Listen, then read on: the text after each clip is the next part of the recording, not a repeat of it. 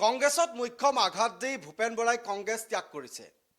কংগ্ৰেছৰ পৰা ভূপেন বৰাই কেৱল ৰকিবুল হুছেইনৰ বাবে যে বিৰোধী ঐক্যৰ যি আসনৰ ভাগ বতৰা প্ৰসংগ, সেই আসনৰ ভাগ বতৰা প্ৰসংগৰ ৰকিবুল হুছেইনক দায়িত্ব দিয়াৰ পাছতেই এতিয়া ভূপেন বৰা অসন্তুষ্ট হৈছিল আৰু ভূপেন বৰাই এইবাৰ কংগ্ৰেছ ত্যাগ কৰিছে।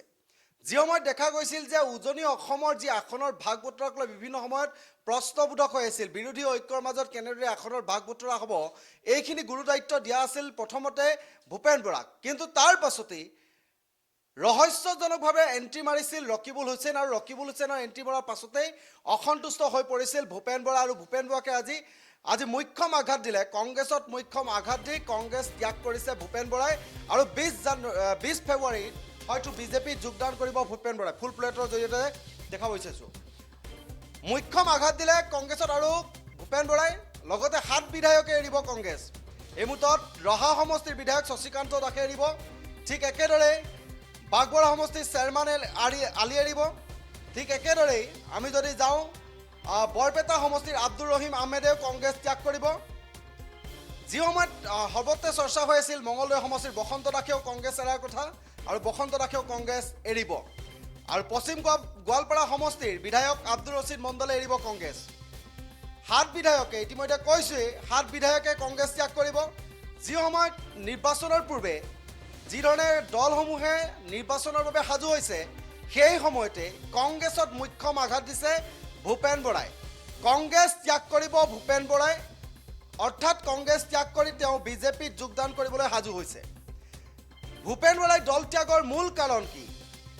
ৰাহুল গান্ধীলৈ আৰু লগতে মল্লিকাৰ্জুন খাৰ্গেলৈ পদত্যাগ পত্ৰ প্ৰেৰণ কৰিছে। পদত্যাগ পত্ৰত স্পষ্টকৈ লিখিছে তেওঁ ক্ষোভ অসন্তুষ্টিবোৰ কিয়।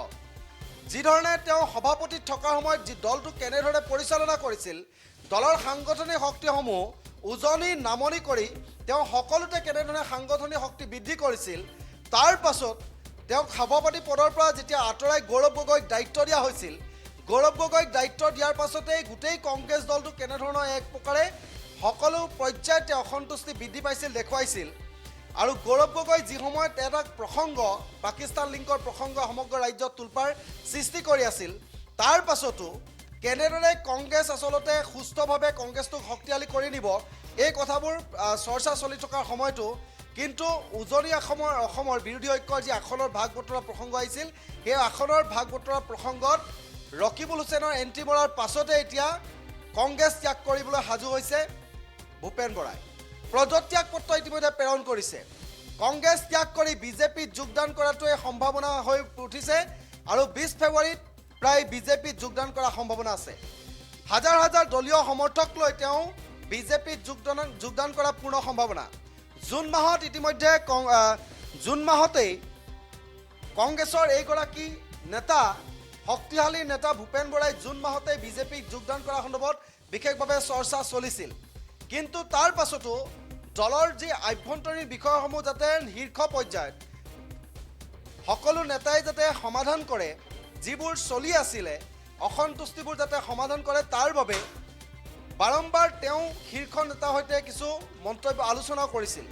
কিন্তু এই মুহূৰ্তত কংগ্ৰেছ ত্যাগ কৰিলে ভূপেন বৰাই। তেওঁ এক চেণ্ডেলৰ পৰা তেওঁ কংগ্ৰেছৰ সকলো পদবী এৰি দিলে। যিবোৰ দায়িত্ব দিয়া আছিলে, তেওঁক নিৰ্বাচনী সমিতিৰ দায়িত্ব দিয়া আছিলে, ঠিক একেদৰে বিৰোধী ঐক্যৰ যি আসনৰ ভাগ বতৰাৰ দায়িত্ব দিয়া হৈছিলে, শেহতীয়াকৈ এই দায়িত্বসমূহৰ পৰা তেওঁ দায়িত্বসমূহৰ যি পদবীৰ পৰা সকলো ত্যাগ কৰি তেওঁ ৰাহুল গান্ধী আৰু মল্লিকাৰ্জুন খাৰ্গেলৈ পদত্যাগ পত্ৰ লিখিছে। আৰু পদত্যাগ পত্ৰতেই স্পষ্টকৈ তেওঁ উল্লেখ কৰিছে যে তেওঁ ক্ষোভ অসন্তুষ্টিবোৰ কিয়। শেহতীয়াকৈ আমি লখিমপুৰ সমষ্টিত দেখিছিলোঁ, লখিমপুৰ সমষ্টিটো তেওঁৰ বিৰুদ্ধে কেনেধৰণে এগৰাকী মহিলাই অভিযোগ আনিছিল, এই অভিযোগবোৰ আছে।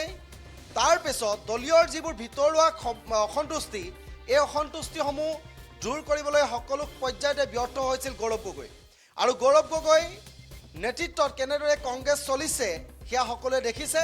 আৰু যিগৰাকী আমি কৈছোঁ যে ৰকিবুল হুছেইনৰ বিভিন্ন সময়ত চৰ্চা চলি আছিল যে ৰকিবুল হুছেইনৰ মতে কংগ্ৰেছ দল চলিছে, গৌৰৱ গগৈ ৰকিবুল হুছেইনৰ মতেই কংগ্ৰেছত কাম কৰি আছিলে।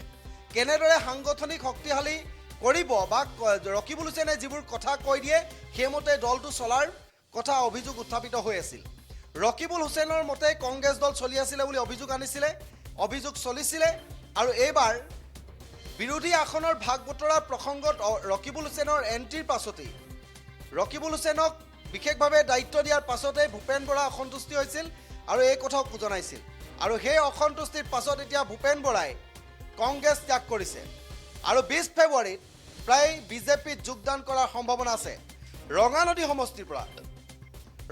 সমষ্টিৰ পৰা নিৰ্বাচন খেলিবলৈ সাজু হৈ থকা ভূপেন বৰা হঠাৎ এই পদত্যাগে কিন্তু আগন্তুক সময়ত কংগ্ৰেছক যে আৰু ক্ষতি কৰিব সেয়া স্পষ্ট এই মুহূৰ্তত আমি জনাব বিচাৰিছোঁ মুখ্যম আঘাত ইতিমধ্যে নিৰ্বাচনৰ পূৰ্বে কংগ্ৰেছত এয়া মুখ্যম আঘাত দিছে ভূপেন বৰাই ঠিক ভূপেন বৰাৰ লগতে 7 বিধায়ক ৰহাৰ সমষ্টি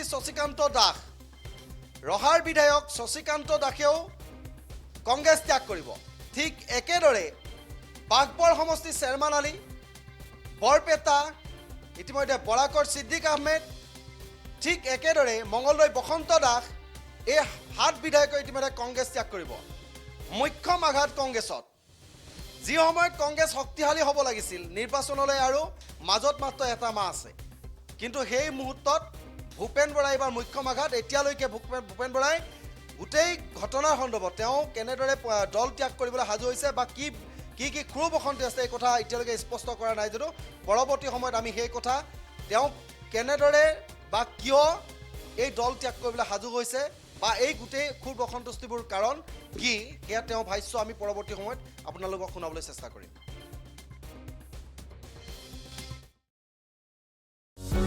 যিকোনো খবৰৰ বাবে যোগাযোগ কৰক আমাৰ এই নম্বৰত 9181 307 121